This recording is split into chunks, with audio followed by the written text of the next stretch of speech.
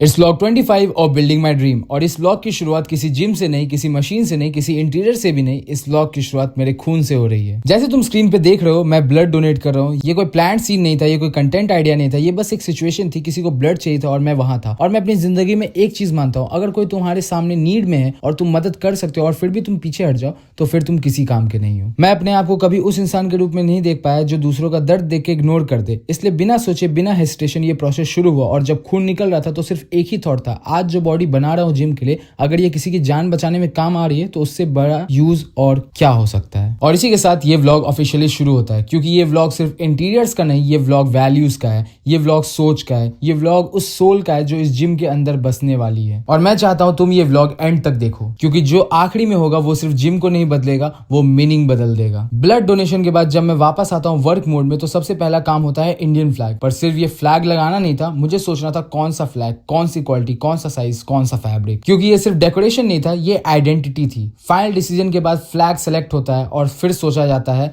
इसको फ्रेम करना है। Framing process, black frame, simple, strong, no shine drama. Frame maker को दिया जाता है, टाइम लगता है, और जब फ्रेम रेडी होता है और जब मैं उस ग्लास के अंदर हमारा तिरंगा देखता हूँ, सच बोलूं तो वो सिर्फ एक फ्लैग नहीं लग रहा था, वो मुझे याद दिला रहा था तू जो भी बना रहा है ये सिर्फ तेरा नहीं है। फ्लैग पैक होता है केयरफुली और घर ले आया जाता है। अब आता है इस व्लॉग का सबसे इंपॉर्टेंट हिस्सा। एक और आर्टिस्ट अपेक्षा, उसे हम अपने पास बुलाते हैं और हमारा मेन प्लान रहता है बलिदान बैज। हाँ, वो बलिदान बैज जो सिर्फ एक सिंबल नहीं है, वो सैक्रिफाइस का सिंबल है, शौर्य का, डिसिप्लिन का और जिम्मेदारी का। पेंटिंग शुरू होती है और ये काम एक दिन में नहीं होता है, 2 दिन 3 दिन, detail by detail, stroke by stroke. और जो डेडिकेशन उसने दिया है वो ऑनेस्टली नेक्स्ट लेवल था। इस बैज के साथ एक लाइन लिखी जाती है, शौर्यम दक्षम युधे बलिदान परम धर्मा। ये सिर्फ शब्द नहीं है, ये एक रिमाइंडर है। और फिर वो दिन आता है, पेंटिंग कंप्लीट, बैज रेडी हो जाता है, हम जिम के अंदर आते हैं, इंडियन फ्लैग का फ्रेम प्लेस होता है, बलिदान बैज अपनी जगह लेता है। और जैसे ही मैं पीछे हट के पूरा इंटीरियर देखता हूँ, मैं झूठ नहीं बोलूंगा, मेरी आंखों में आंसू थे। इसलिए नहीं कि जिम सुंदर लग रहा था, बल्कि इसलिए